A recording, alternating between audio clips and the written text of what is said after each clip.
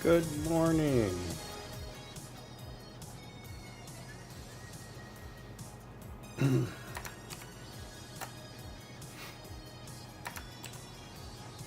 Okay, today is the 12th of November 2018 here in the United States, coming up on Turkey Day.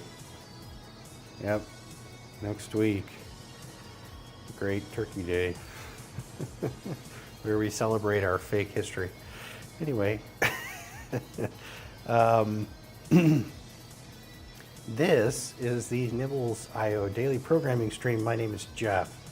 I am a way over the hill, semi-balding programmer who's slightly insane, and making my own programming language to prove that insanity. The Bootstrap compiler is written in C++, which is what I'm working on right now. And soon here, I'm counting the days, I will begin rewriting the compiler in Basecode itself, thus making it self-hosted. I program pretty much every day, and sometimes I stream it here on Twitch. So, I've actually done a lot since the last stream here, because while I didn't, hey Rox Tonro, excuse me, sorry. I didn't have a lot of time to stream, unfortunately, towards the end of last week, but I did have little pockets of time where I was able to get more done and start a relatively large refactoring. So I'm trying to think, we'll jump into, I think, the refactoring here that's in flight. So, for no particular reason, I decided to use the pointers test file for the changes that I'm making in the parser around type declarations. So, last week, I think, I did kind of sketch out like what I thought the Lambda syntax might look like right down here. But of course, the compiler could not support some of these things. Like for example, a pointer to an array of something, right? It doesn't even have to be generic. Hey, void count fill. Wasn't working because of the way I was doing type declaration parsing. It was way too limited. And that was intentional, believe it or not. But yeah, I realized that I was going to have to constrain it in other ways. Otherwise, it was just not going to be possible to parse what I needed to parse. So now the parser is happily able to consume things like a pointer to an array of pointers to an array to a pointer of a 64-bit value, right? Or a pointer to an array of strings. Now, some of these combinations I may explicitly prevent, but the parser now and the compiler also, which is the part we got to work on now, is going to be able to consume these things that it couldn't consume before. So that's I got the parsing part for that done. We're going to go through that because we need to rename some things subtly, and then we need to work on the compiler part of it. And then if we do all that right, all the existing tests that I have should run, with the exception of the few that I know are broken because support doesn't exist yet for them. The other thing that, like, once this refactoring is done, the very next refactoring is going to be what I'm calling tagged identifiers, type tagged identifiers. So a good example is something like, let's do ZZ, or no, let's not do it that way. Let's do NN is equal to U16 of N, okay? So this right here, let's talk about linguistically, grammatically, what this is. So this is an identifier, a symbol. This is a type tag, what I'm going to call a type tag. This is a indication of a procedure call. This is a parameter in a parameter list, and this is the end of the procedure call, and then that's a line terminator, statement terminator. Okay, and this is obviously a variable identifier reference, and this is an assignment. Now, the way that I'm parsing things like cast and transmute and all this right now, it was kind of, I was cheating, right? I was pivoting on the special case cast. That's actually a specialized token.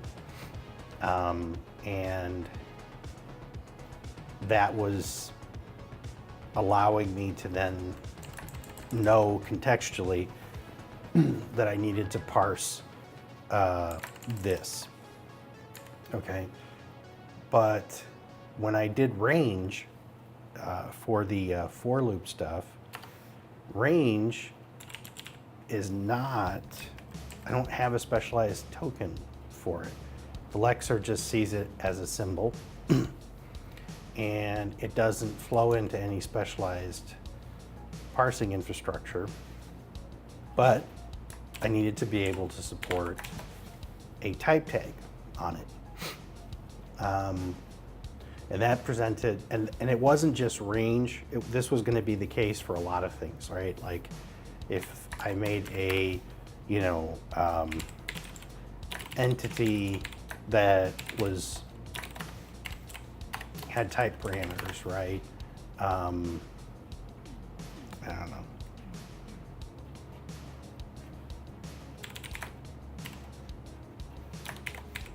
Something like that, right? So that later on, when we do new for that, right, we need to be able to type tag it because we need to be able to configure the entity for that given instantiation. And so that pattern's going to come up a lot. And also, that pattern comes up, if I can spell, comes up here, right? So we create a type alias called comparator T, and it is an alias to a type parameterized procedure. So when we use that, we need to be able to support this, where we can either explicitly pass a type through, or we can pass an existing type parameter through, so that this goes full circle. And obviously, like array and map and tuple, which I had hard coded, these will all follow this new model. So how's this going to work? So right now, if we just take this off, cast is a symbol that is parsed, or it's tokenized by the lexer. It's considered an identifier. And yes, I realize my terminology is inconsistent. That bothers me. When I rewrite it, I'm going to fix that. But here's the trick, right? Less than and greater than are also relational operators. And so it's very difficult at the parser level to disambiguate an identifier that has type tagged information and one that doesn't. So we're going to have to do it in the lexer, and we're going to have a separate token type. And the way we're going to do it in the lexer is the old-fashioned way. We're just going to do as much look ahead as necessary to assert that we actually have a type tagged identifier. So the way that's going to work, if I just move that over, if right after, so we're going to have two different lexers, right? And one is they're both going to get the identifier part. The one that's looking for type tagging is going to say, okay, is there a less than right next to the end of this identifier, right? There can't be any white space here. This is just the one rule I'm going to have, right? No white space at that point. Now you can have as much white space inside as you want, and you can have as much white space after. And then I'm going to look for something that looks like a symbol, a comma, and then a closing greater than. If I see that combination inside the lexer, I'm going to say, okay, this is type tagged. Now, the lexer is not going to consume or do anything with this at that point. It's gonna remember the position it was at. It's gonna go forward and figure out context, and then it's gonna come back and say, yes, this is a type tagged identifier. Then the parser, now in the parser we can go down a different path, and we know we're gonna get a less than, some kind of symbol, a comma, some kind of symbol, a comma, and then a closing greater than, right? So then at that point in the parser, we can safely disambiguate between something like this, right, and something like that, right? So that's what that'll be the next thing after this. And then with those two changes, and then that second change I just discussed with the type tagging, that's gonna subtly impact quite a bit of stuff. Now, in the end, I think it's gonna end up simplifying quite a bit. Usually these do. When I refactor these to not be so hacky, they end up cleaning up code quite a bit. But yeah, there's a bunch of these where I'm manually parsing that out, and that all has to be refactored. Plus, the parser is now going to have a special case for, or not a special case, it's going to have a specialized parser, prefix parser, specifically for these type tagging. So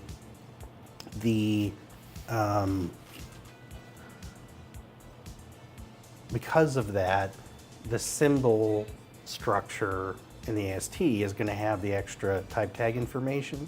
So there's going to be some spots we're going to have to decide If we want to leave it on the symbol in the AST and then subtly change the parser, the compiler, or if we want to just shuffle nodes around so they live where we expect them to live.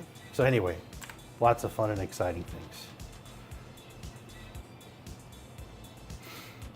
Parser logic in the tokenizer. I need to do that in my query language parser. It doesn't feel right. I don't know that I would say it's parser logic in the tokenizer. Again, the tokenizer is not actually parsing this. What it's going to do is it's going to contextualize. So yes, I am going forward and looking at additional characters. So that's I consider that fairly standard look ahead. In this case, just because of the nature of the generic syntax that I chose, it requires not infinite, but an arbitrary number of character look ahead. Now there's a couple of shortcuts I think I can make, right? Like if the tokenizer sees the less than, and then within, so many characters it sees a comma, then we can pretty much say, okay, because a comma would never appear contextually in a relational operator expression within the language such that it is. So there are some shortcuts, right, that I could use to contextualize it. But, just to be clear, the tokenizer, the lexer, is actually not it's just looking. It's not going to do anything with those. So it remembers where it ended, right? So essentially what's going to happen is we have two kinds of identifier that can come out of the lexer. One that's just an identifier and one that's a type tagged identifier. So it's still just the identifier, and the parser has to still handle the actual consumption of those more complex tokens. It's just that now I can actually have a pivot in the parser based on the way it's implemented and say, oh, okay, if I get an identifier, go down this parser, which is not expecting the type tagging, and if I get this other symbol or this other type of token from the lexer, then go down this other path where it is. And I already have a block of code, it's commented out, right? So essentially, I have this create symbol node, so this will just have a flag on it, or it'll look at the token that comes in, and it'll say, oh, okay, it's a type tagged version of this. And then I can uncomment this and add a proper, condition, and it should work then. I can't do that now because there are cases where it can't disambiguate properly. So, hey, FDGod92. Okay, but that actually comes after this other thing that I'm doing, which is what? What am I doing? I don't know. I know.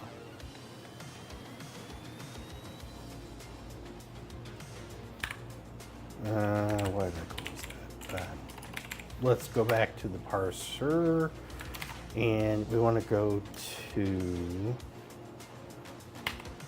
type identifier prefix. No, identifier infix. All right, I got rid of the prefix because it wasn't needed. Okay, so this is where I've been working.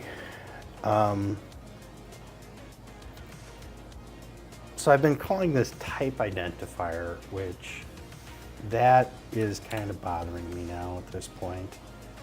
So one of the first things I wanted to do was type identifier. Let's call this type declaration, because that's really what it is. Show me.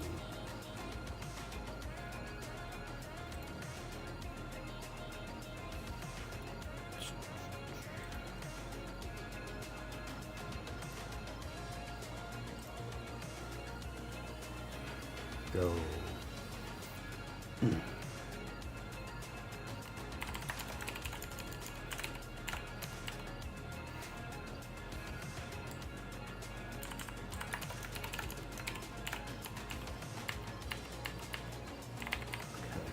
then type identifier, nope, type, this will be type declaration node.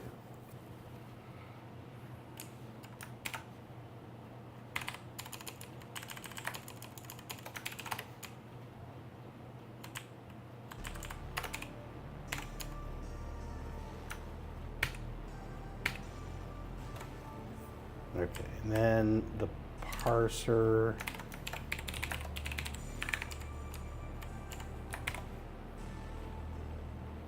Come on, sea lion, you can do it.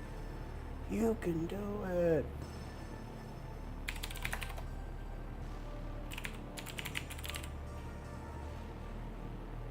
Maybe.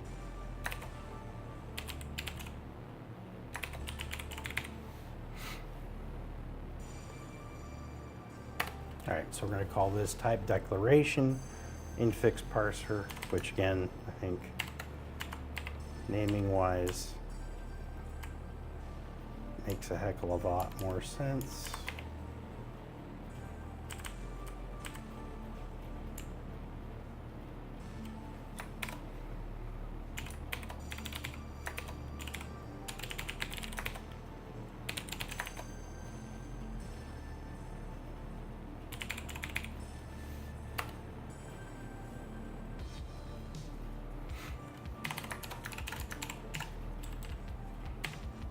Okay.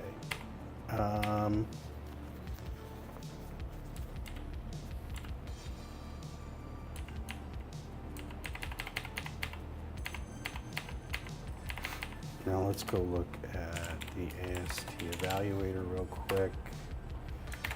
Type identifier, this needs to be renamed.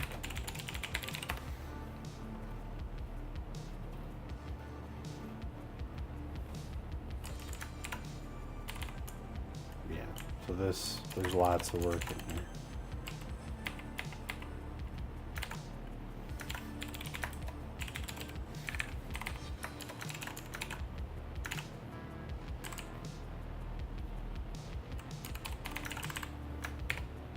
Okay, so the names are changed. Oh, I did. No, it should be okay. Let's see.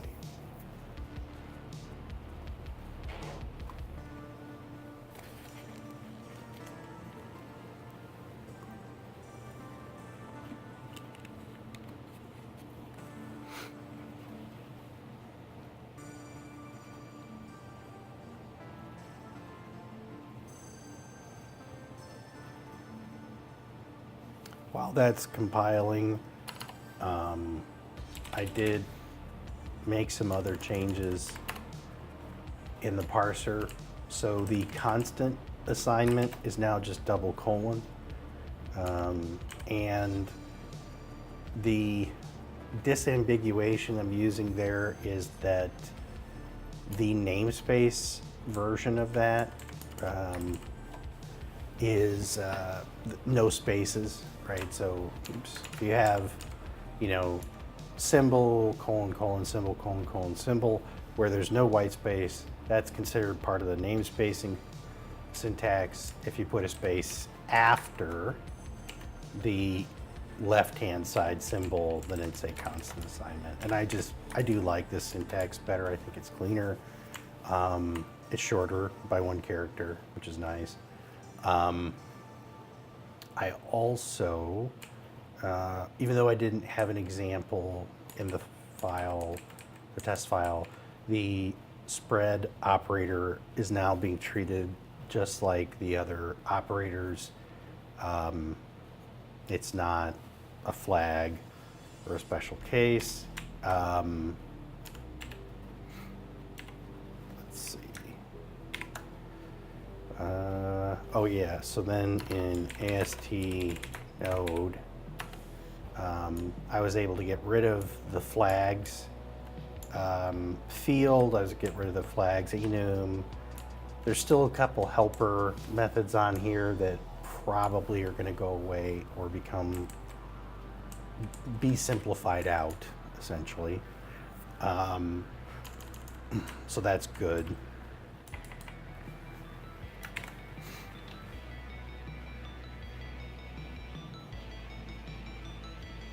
I had a couple of extra parsers in the mix. Like I had some prefix and infix parsers for a couple of elements, and I got rid of the prefix parsers that I didn't need. At least I don't think I need. And I think they were just kind of hanging around unused.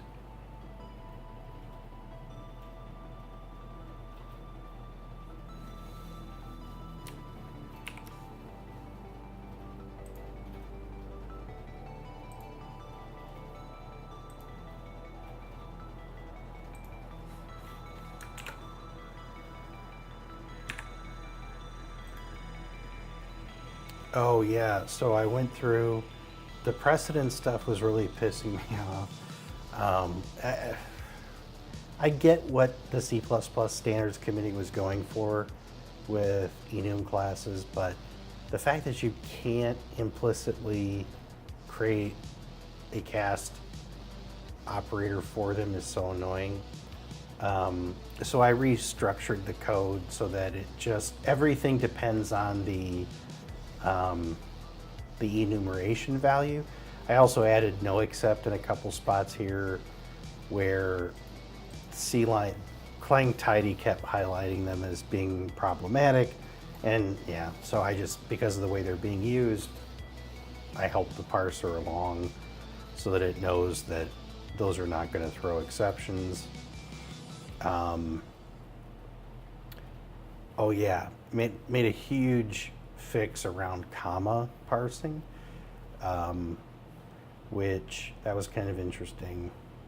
But now everything uses the precedence enum as an input parameter or an output parameter. Internally, there's a couple spots in the parser where I cast those to a numeric value. All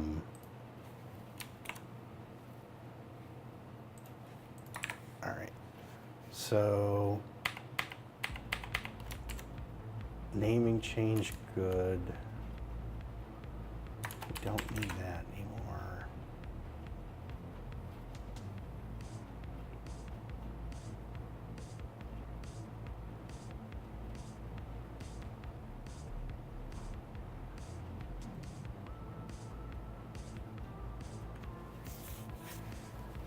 Are you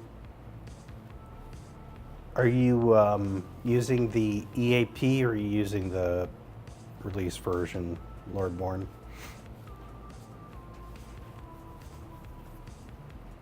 Release. So here's my current report card on C-line. It's better than it was in the sense that it doesn't randomly flag source code as being broken anymore. That's really nice. The navigational functionality, which is one of the, like being able to do a, find symbol or file or whatever, that's one of the features I like to use. That works, that still works very well. And they, especially in the EAP they're running right now for .3, it's gotten a lot nicer. They changed the UI, so I like this, and it's faster overall. That part does seem to be more responsive and work more consistently than it used to. Now, so those are all the good points.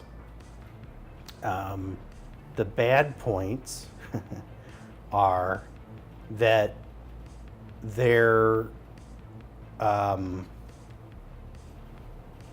IntelliSense is pretty weak at this point. Like it's very, very slow. And in general, I think most programmers probably type fast enough, especially if they're familiar with the code base, that they just type way beyond the capabilities of their IntelliSense. Like I don't, if I do like node, like that took a second, for that to come up, and yeah, it shouldn't, but it does.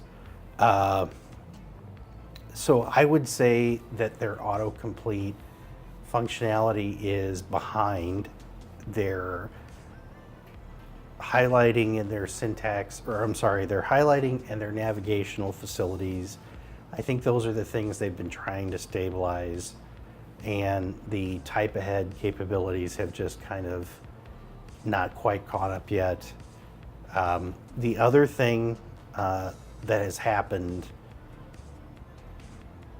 I mean, this has been a problem actually ever since I started using C-Line, so it's just sort of gotten slightly worse, I think. So as an example, if I create a new class here, and then I try to do a IntelliSense shortcut where it'll make the method for me, the definition for me in the CPP file, that however they're doing it, there's obviously a cache that they have of the code. And again, I think this ties in with the fact that their IntelliSense / parsing infrastructure is just a little slow right now. But if I do that, it almost invariably creates the wrong method signature, the wrong prototype in the definition. And then if I go back to the header file and I resave it and then try again, then typically it will be okay. But it's hit or miss, right? And it's just one of those things with a tool that I've kind of gotten used to, and it's not that big of a deal, because I can usually type it fast enough that it's not. But it is annoying when it happens. It's not something you expect, and it's kind of confusing. Like, they'll drop const if you have const on something. They'll do everything but const, and then it'll error because it's missing the const. It's just little things like that.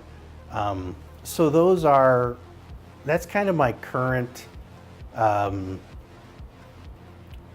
kind of my current report card for C-Line. It is much better here in November at the end of the year than it was at the beginning of the year. Because at the beginning of the year, it was driving me insane, right? I mean, it was like this whole file would be marked red, and it couldn't parse. It couldn't parse C++, period. And so I'm just at least mostly happy that they've gotten that stuff working. The debugger works. There's a couple of little goofy things in the debugger that are not great, but all in all, I think it's got a pretty good debugging experience, and I'm able to do everything that I need to do when debugging.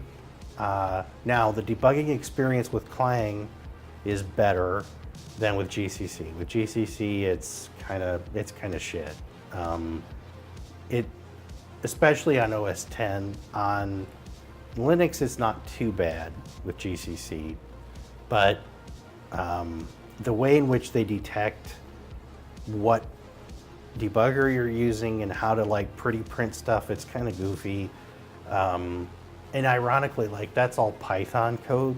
They have the debugger and what you see in the little tree and the pretty printing, that's all being done by little Python scripts that they supposedly, I guess, could tweak pretty quickly, but they don't usually do that. What else?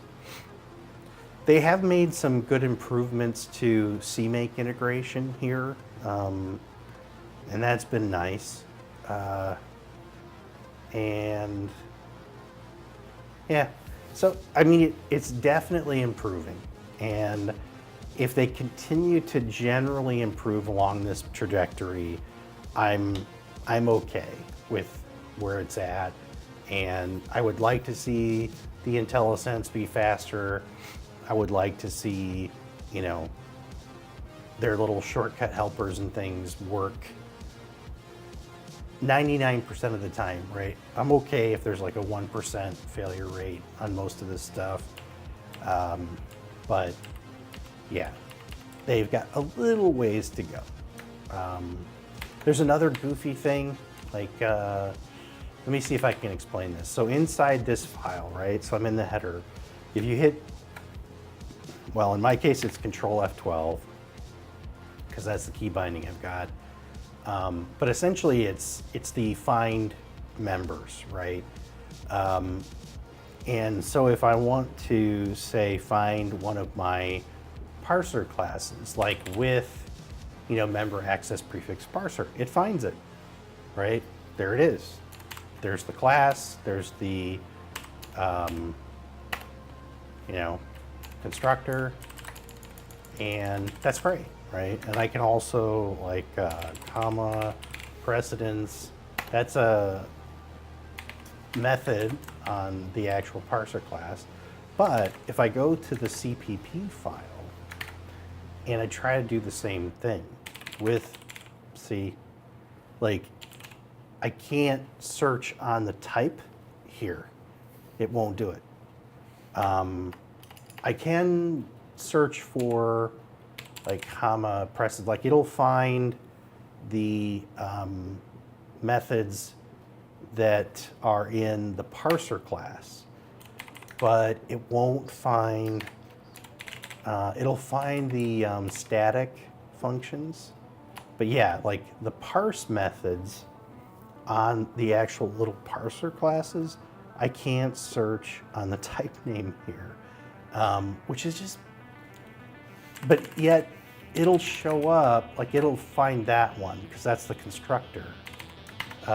It's just weird. Now, if I do parse, it will find all the occurrences, but it doesn't, that doesn't delineate them. So then in this file, I end up finding myself just having to do a regular text search. So it's, yeah, it's just tiny little things like that that are, again, I think I'm more productive with the tool than without, but yeah, it's not perfect, not by a long shot. Hey, Mr. Anderson. Okay, so here's what I'm gonna do. I was gonna run this, and then I wanted to look at the AST graph. This is gonna blow up, because when it gets to the compiler, the structure has changed.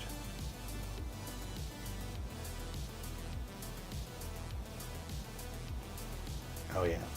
And then Apple insists on tightening things, which is annoying. All right, so now let's go to build debug test.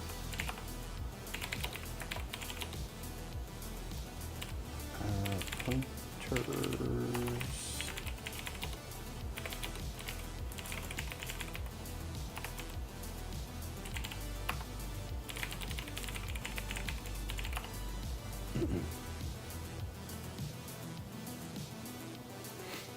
Okay.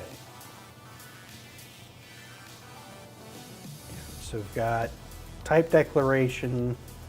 So the way this works now is we're actually using the AST structure and not flags, not goofy flags like I used to. So here's an example of a simple type declaration that's just the symbol part, okay? Then we've got a type declaration where it's a pointer to an underlying type, right? So now we have a node that wraps another node, and this is another example of a type declaration that has a subscript declaration. It does not have a size expression. That means it's dynamic, and it wraps a U8. Then we have a subscript that has a size, right? It's referring to array height, but it also wraps another subscript, right? So it's array height by array width of an S16. And then this last one is just kind of my crazy case, right? So we have a pointer to an array of pointers to an array of pointers to 64-bit unsigned integers. So what I've got to do now is turn that into something meaningful. So if we go back to AST Builder and type declaration node, no, not AST Builder, AST evaluate.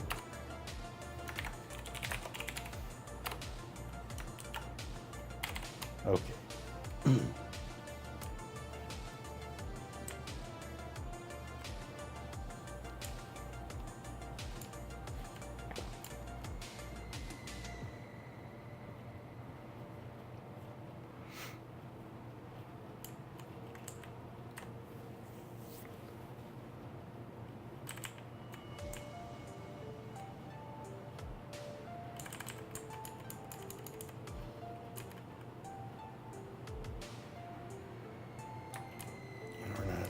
Doing that anymore.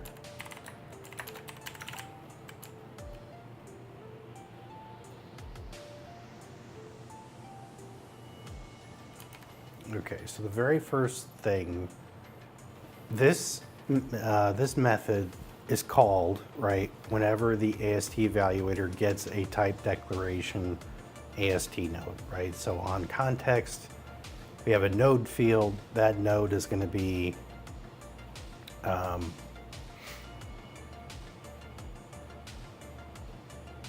the type declaration node, which is now this recursive node structure.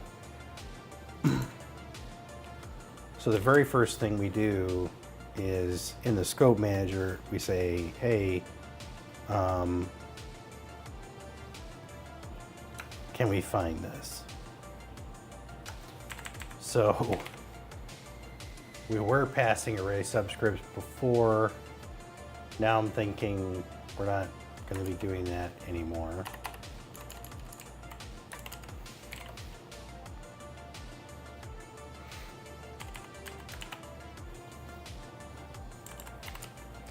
So what does find identifier type do?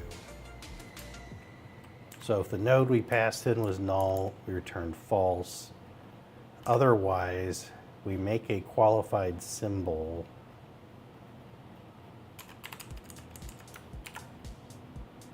right. This is like a temp. It doesn't actually and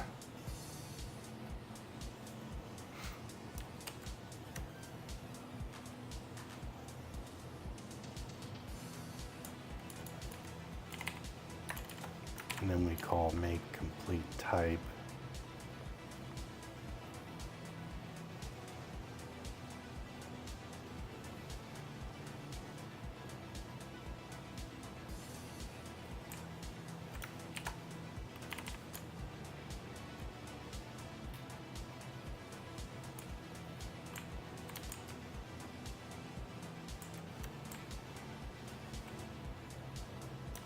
That whole thing's got to be rewritten.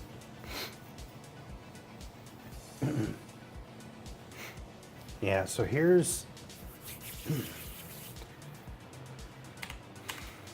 what we're going to have to do.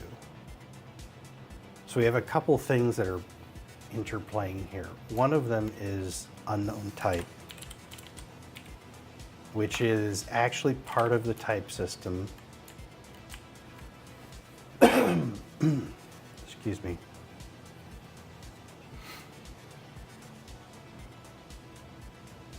But we are not using these flags anymore, right? Like we can't, this isn't gonna work.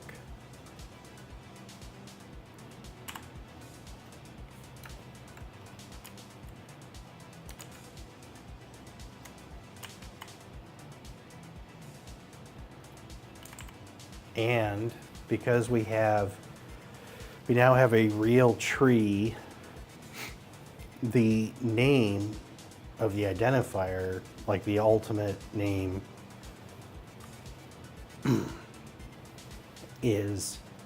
could be an arbitrarily deep number of nodes down.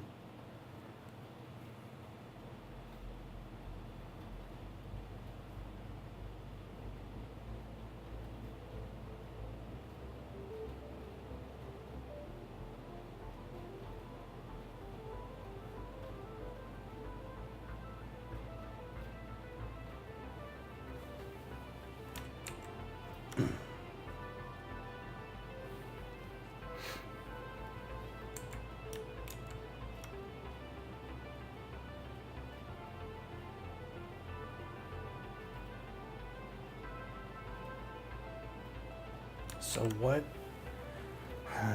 what can be unknown?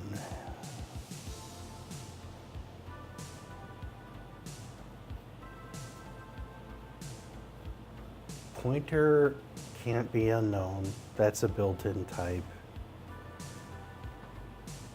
Array,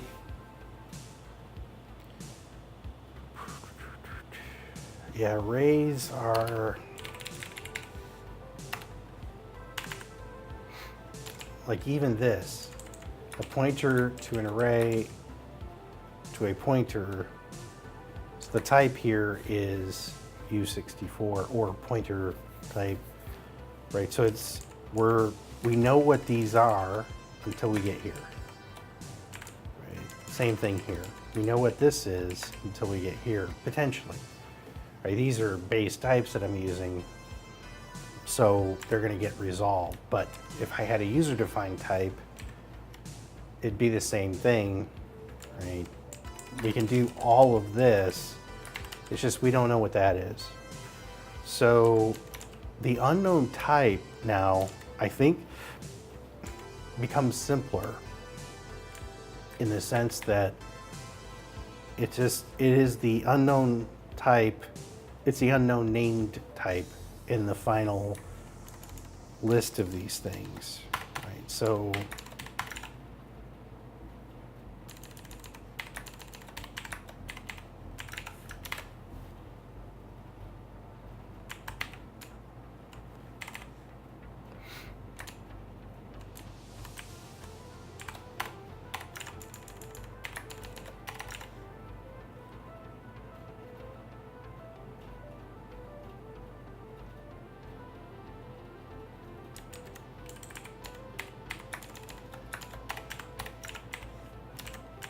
yeah, I think this just becomes very simple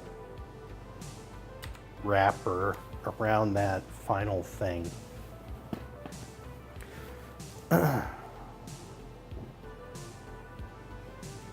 So what that means is here we're going to add code that's going to build whatever that.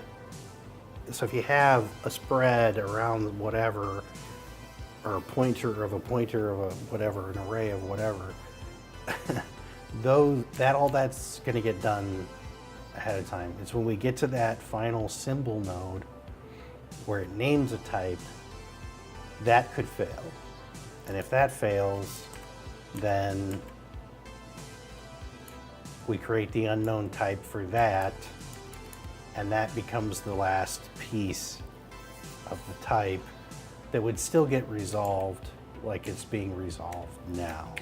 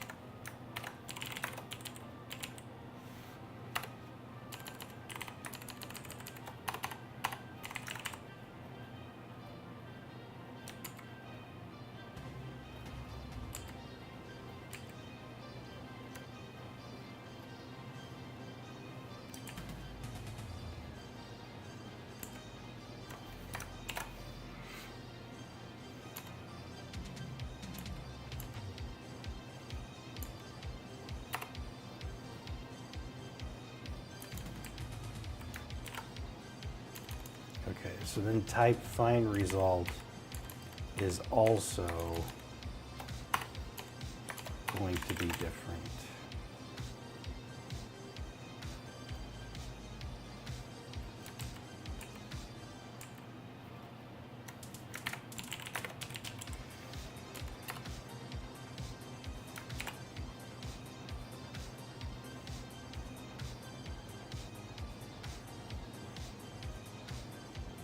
Hey, Roxtonro, what's your suggestion?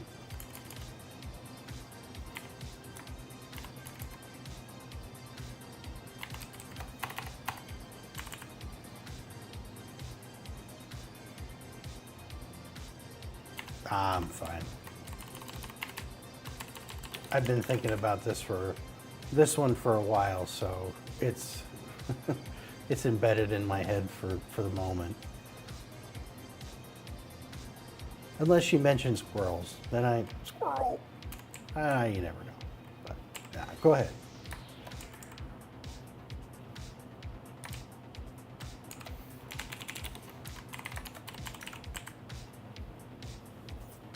I'm thinking we probably don't need this anymore. It's not going to be this complex.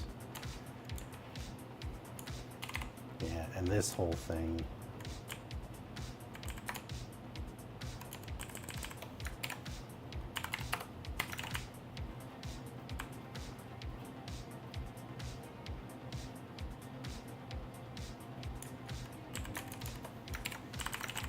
So he calls this 2 spots.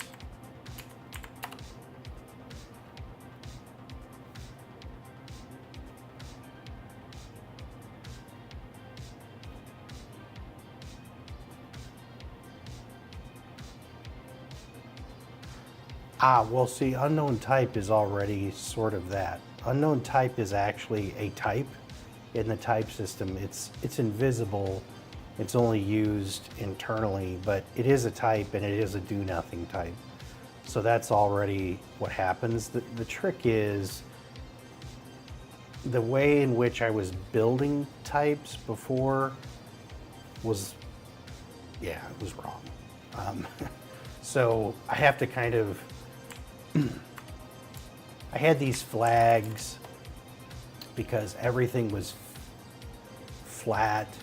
The way it, the parser was translating things, which again, for the simplistic expressions I had was working, but now I'm actually getting a more complex structure. And so I have to kind of rework the plumbing of how all that is expressed to begin with. Like this find identifier type, and some of these helpers I think are going to get collapsed and go away, and it's going to end up being simpler. But I just got to kind of tease it apart here. Yeah, see, the good thing is, like, this is only used in this one spot, right? And who uses this? A couple of things. All right, but they're all related.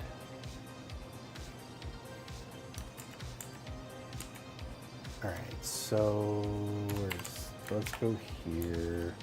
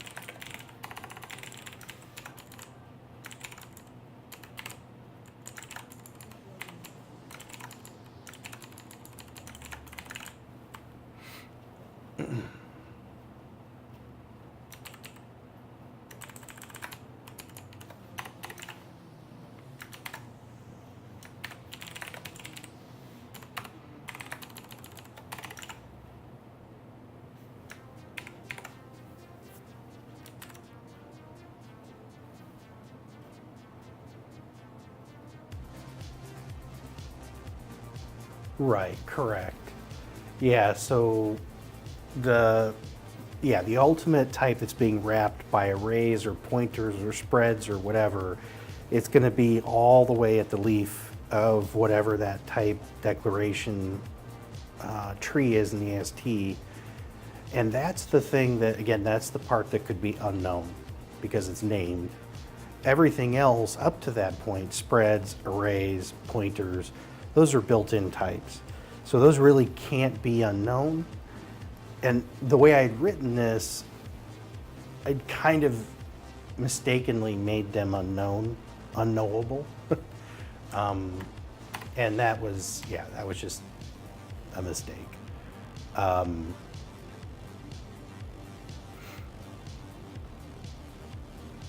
So we're still going to have this unknown type wrapper, but it's only going to apply to that leaf node. It won't apply to anything else.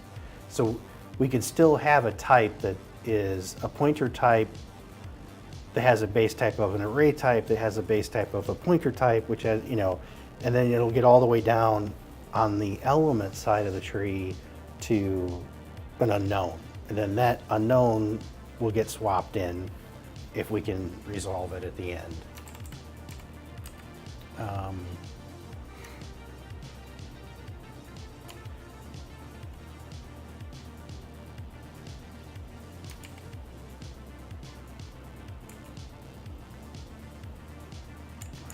So I pulled that find identifier type in here. I'm just going to collapse things.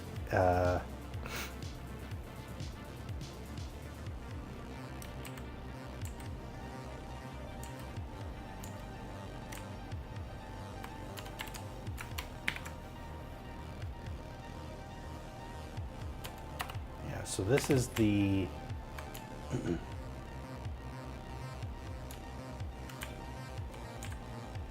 in the actual session, compiler session, this is where we resolve those unknown types, but this is a lot simpler.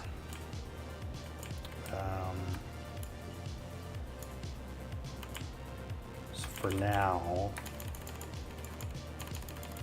I'm just gonna comment that.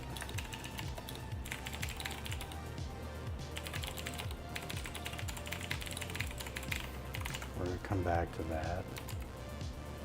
So then the only code that's calling make complete type should be the evaluator.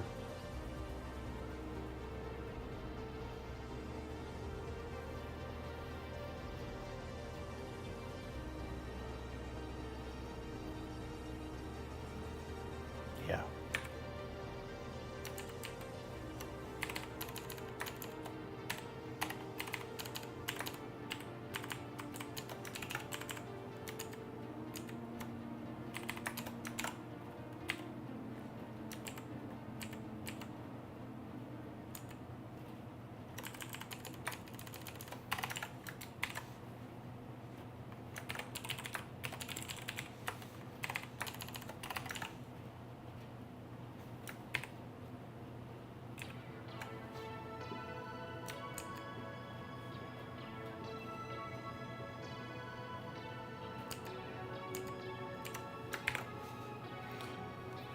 Okay.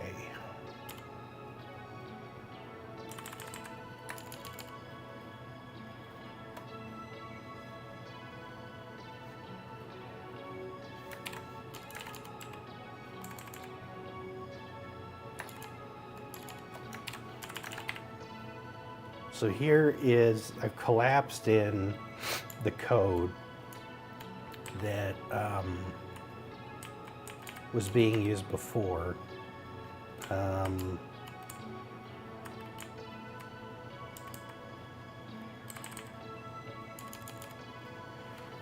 So really though, what we need to do, current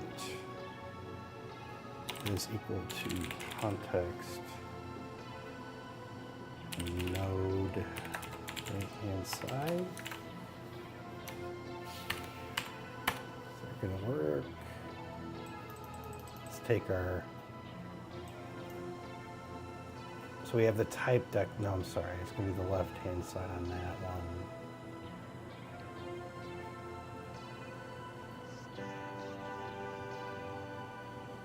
Okay. So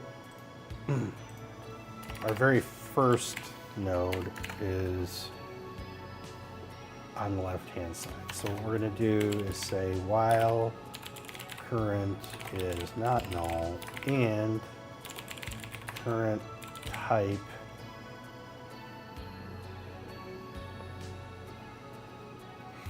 is not equal to symbol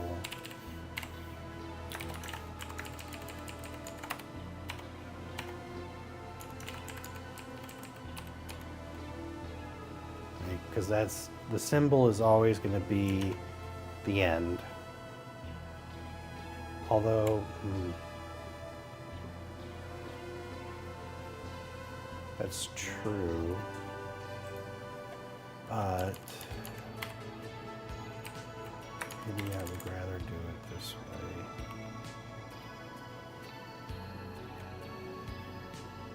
Uh-oh.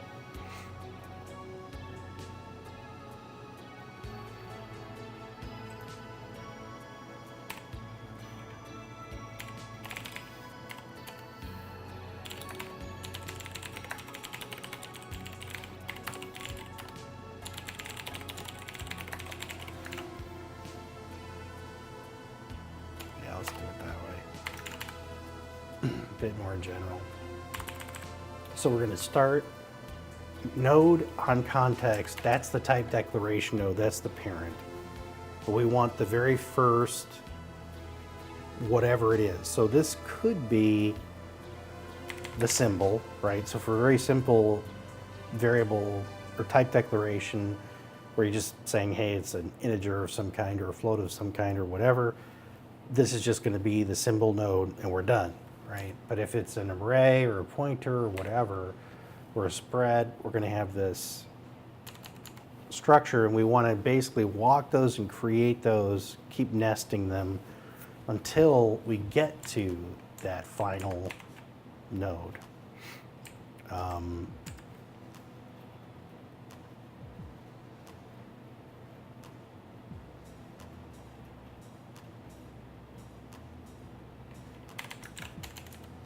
And the right-hand side is going to be the next thing, the next thing, the next thing. If it's null, then, hey, Soding.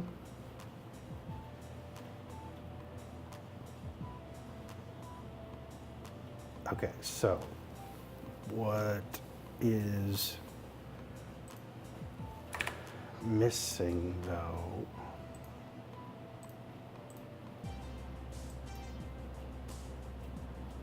Do I have?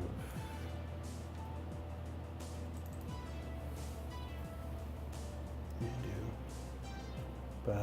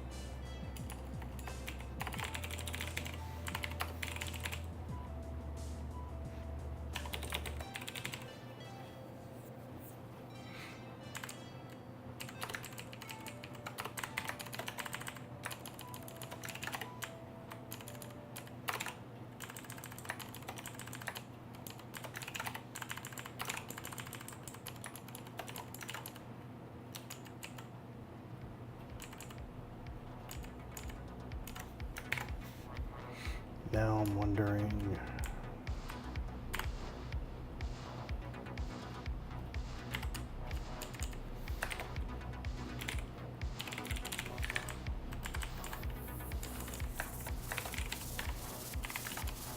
Should probably be a type reference.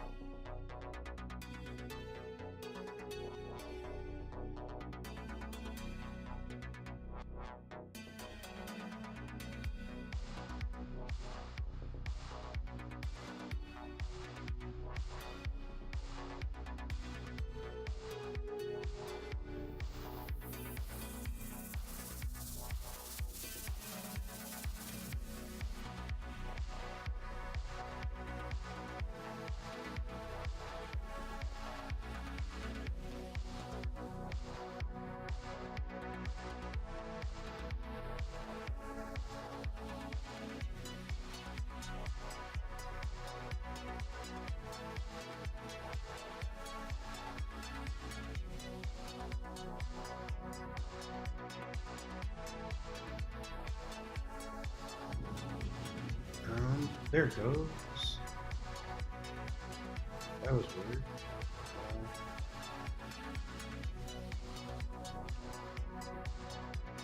Alright. That was bizarre. Can you hear me now? So, Supreme Vance, sorry.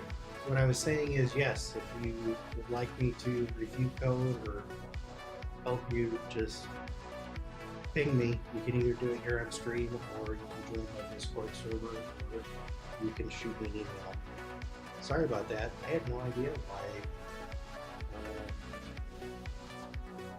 my microphone disappeared.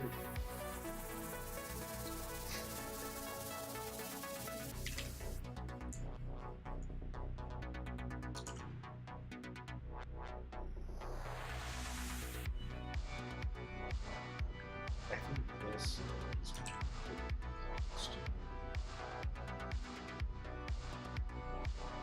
sure. So when you say you're, yeah, I broke the sound barrier, right? More like some weird combination of OS 10 and OBS, but so let's see.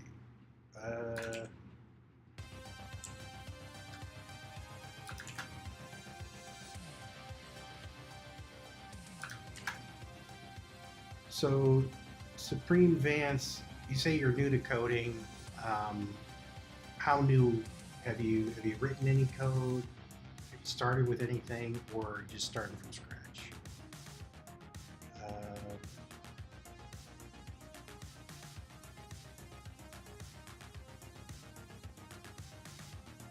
I need to access the Streamlabs API to get my recent subs donators so I can animate them with HTML and CSS.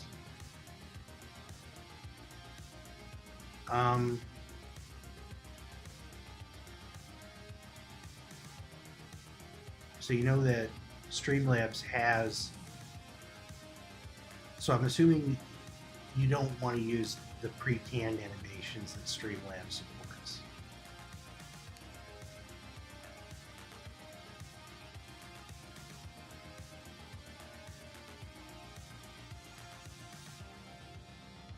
Yeah. Here, hold on a second. Just looking at the transceiver to see if there's any weird. Actually, you know what?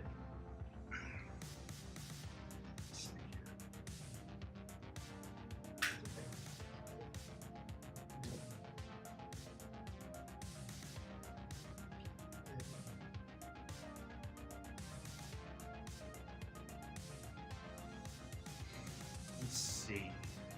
What else could it be?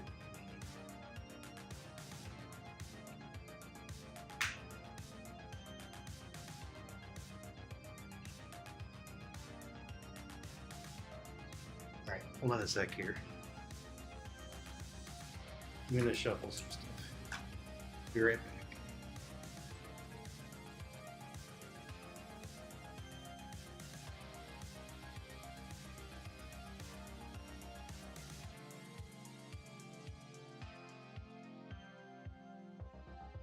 A man like that has a will made of tempered steel. He'll be extremely difficult to defeat.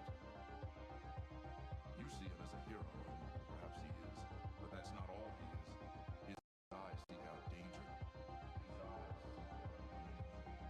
Those eyes belong to a man who's torn by conflict and the desperation that comes with fighting for his life.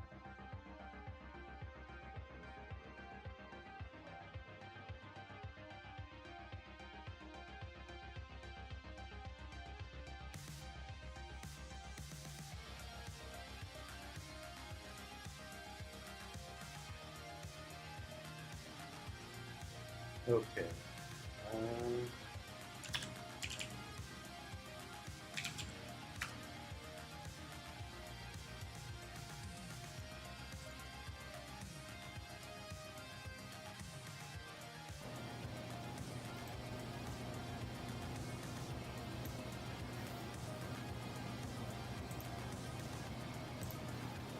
okay.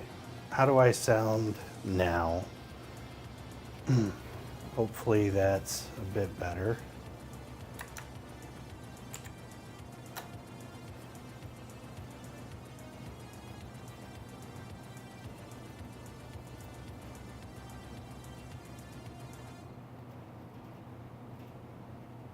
Okay, cool.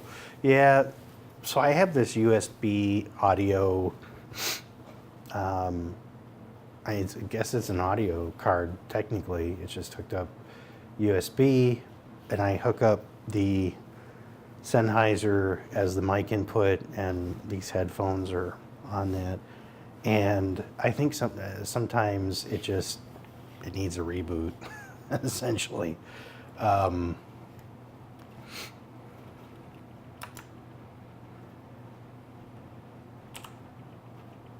okay, so where was I?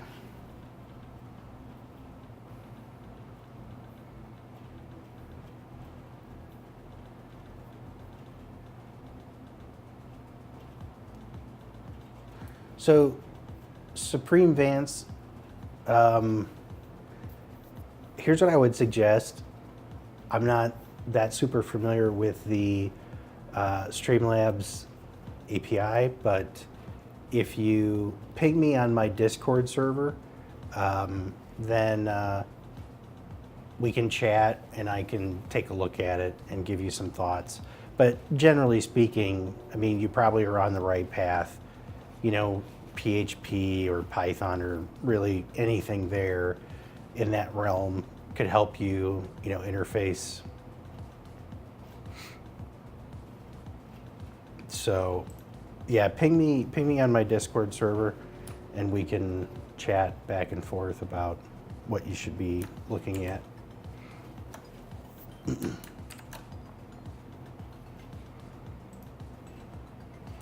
All right, so the spread operator should have a type reference because it's a wrapper. It's just like a decorator.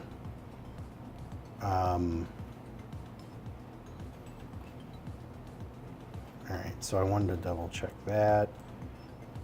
And then I think pointer type is already, yeah, fine. And I think array type.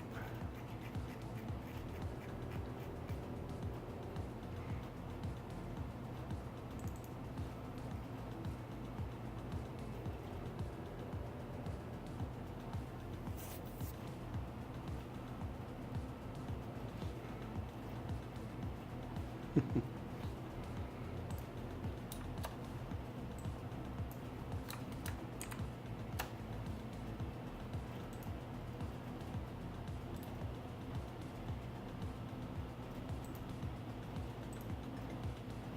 right.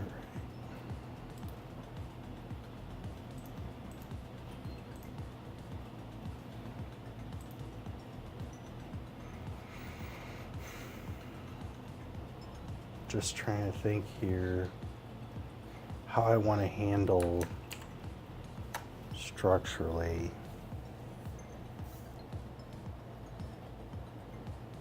arrays.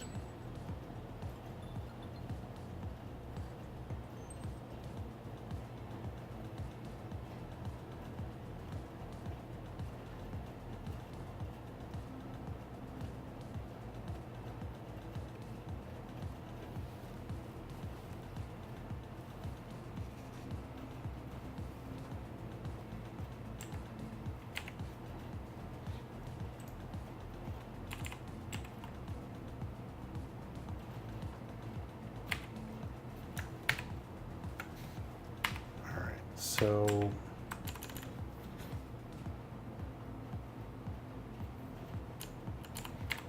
what can we have here?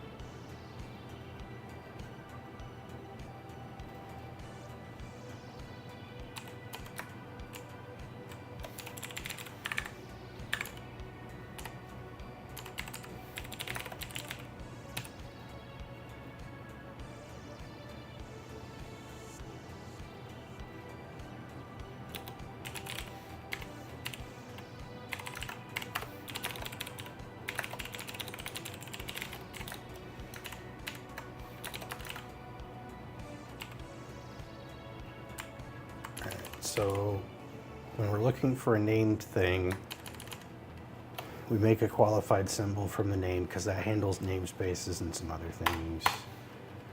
We call find type.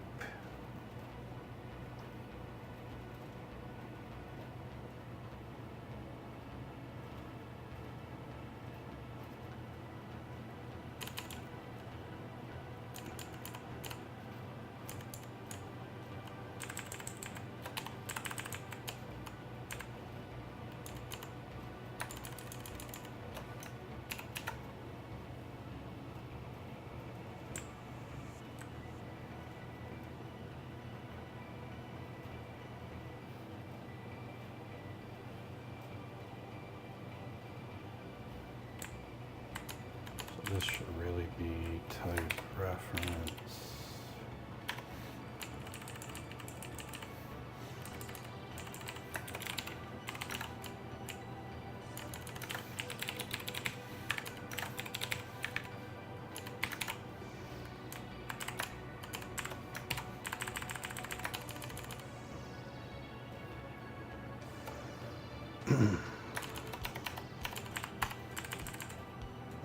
So make unknown type.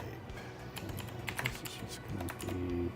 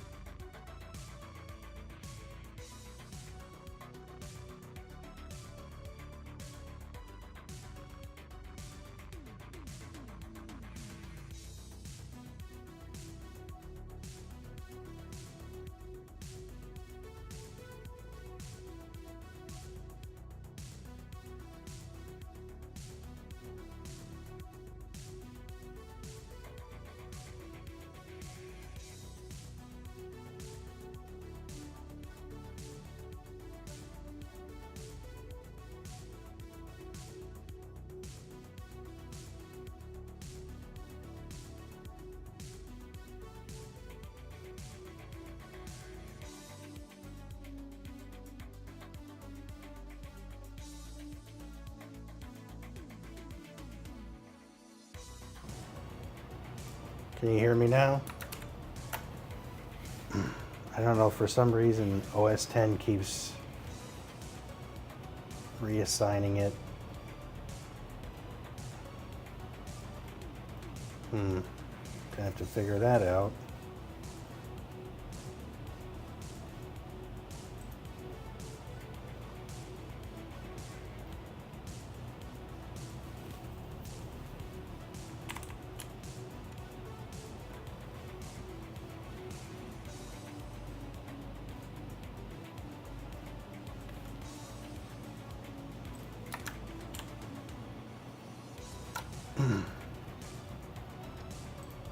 Okay, so we're going to start at the first node under the type declaration. If it's a symbol, we look it up if we find a type, then we're just going to make a reference. Otherwise, we make the unknown type.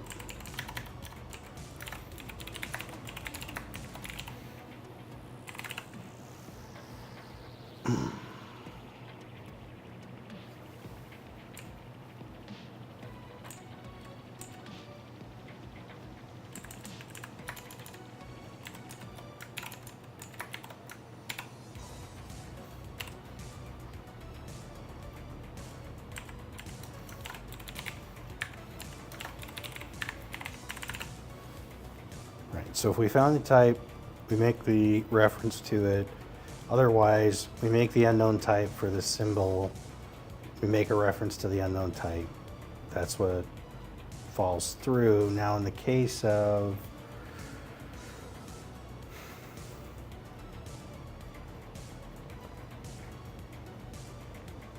well, I'll leave it like that structurally. I mean, technically, this should be a, we're not going to loop anymore. We're done. But I'll just let the structure should implicitly provide that right now.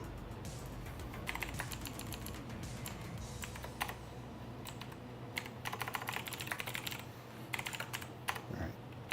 So that should handle the very simple cases.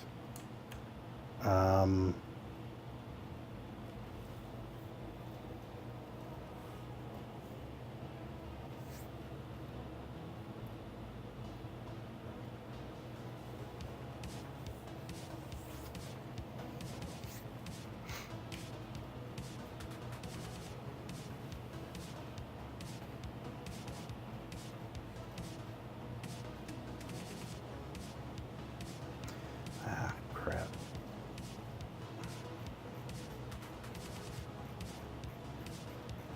Why did I do it like that? I don't. Yeah, it's not a type. That's a problem.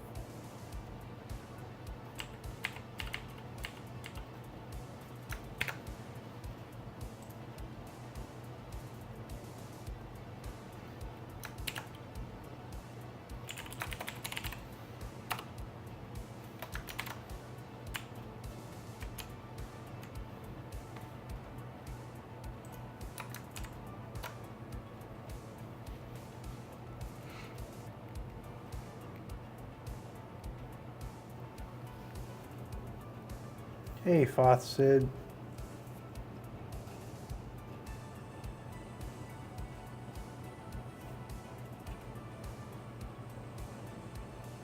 I am working on a compiler for a programming language called Basecode.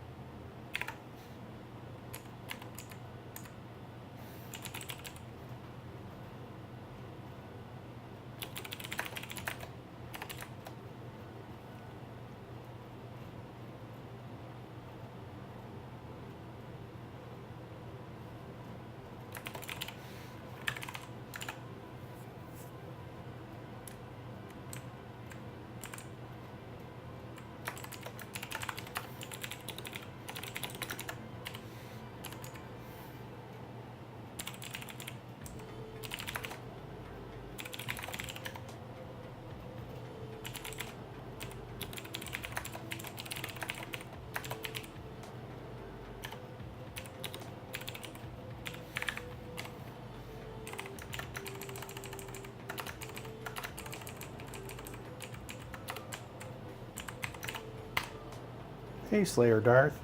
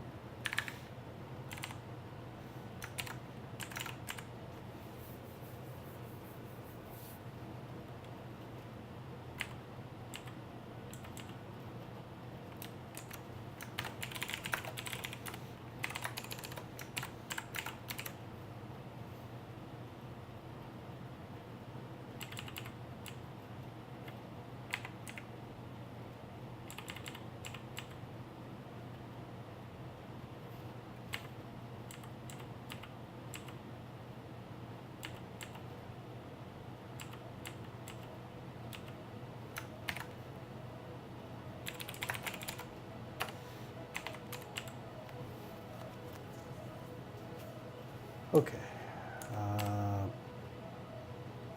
Pointers are going to be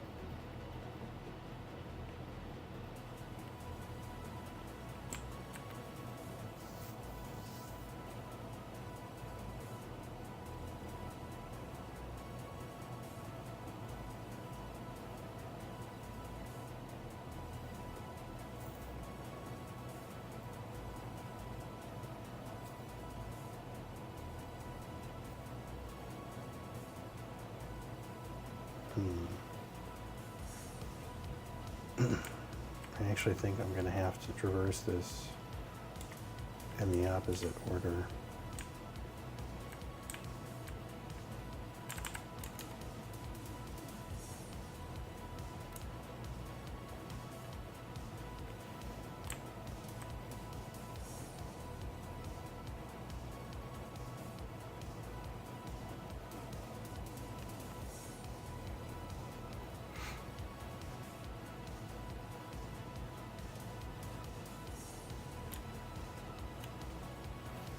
Yeah, because I need to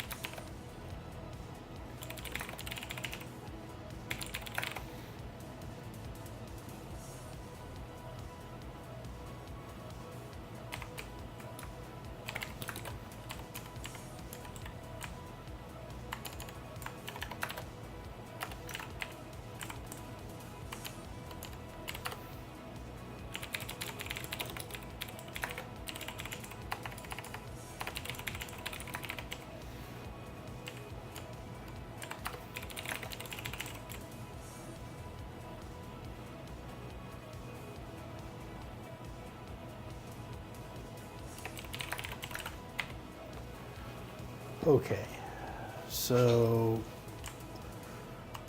we create a stack of the AST nodes because we actually want to invert it. We want to go down till we get to the end, and we want that to be the first node that we deal with, right? Because even if it's unknown, that's what we need. We need type decl ref to be assigned to something valid for the next wrapper, right? So it's concrete wrapper, all the way up at that point. Then now this works.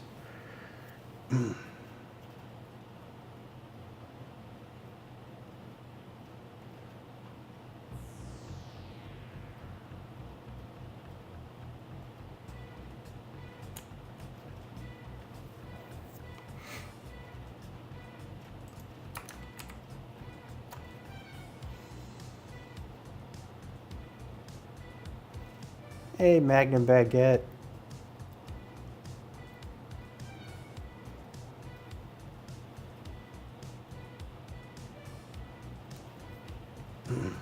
So pointer declaration, pointer type.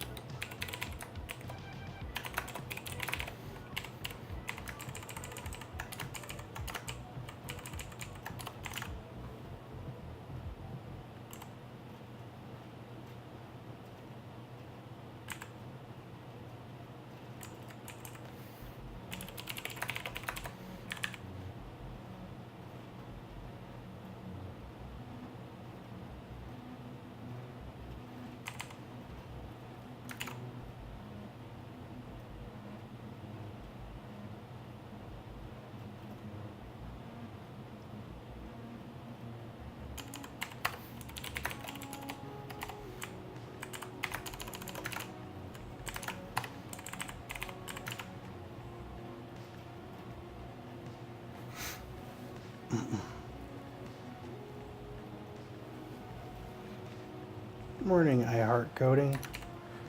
Oop, time's running away from me. All right, so I'm gonna have to wrap this up here.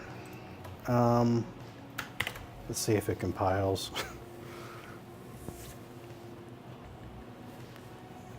I'm gonna have to make a couple passes on some of this because I'm seeing things that I'd like to clean up a little bit. But I think the basic structure's right. So I navigate down to the leaf node, putting those on a stack. So then we walk the stack in reverse order. So we start at the leaf node, we try to resolve that type, or it's an undefined, or it's an unknown type, that's fine. Then we just keep going back up. Arrays, I'm gonna have to think about because the way that they're being represented in AST, which I think is correct, I like it, is they're nested, but in reality, that nesting is flattened in the compiler model. So yeah, I'm going to think about how I'm going to do that. Like as I'm walking up the chain,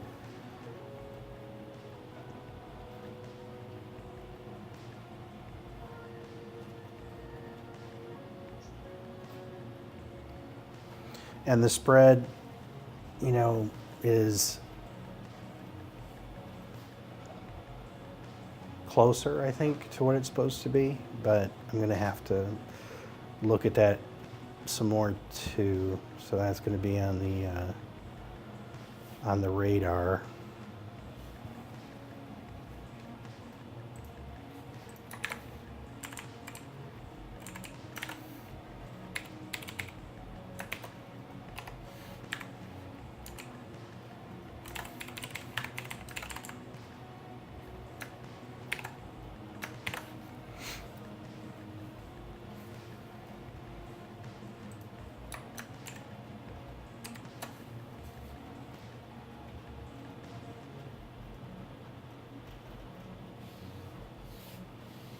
Yeah, I knew this was going to be a big refactoring. I guess that's why I put it off. Shame on me. But the good news is once I get all this done, then, you know, we are really, they have like we have the Lambda syntax and the switch is really all that's left in the parser. And then we'll be pretty much good to go.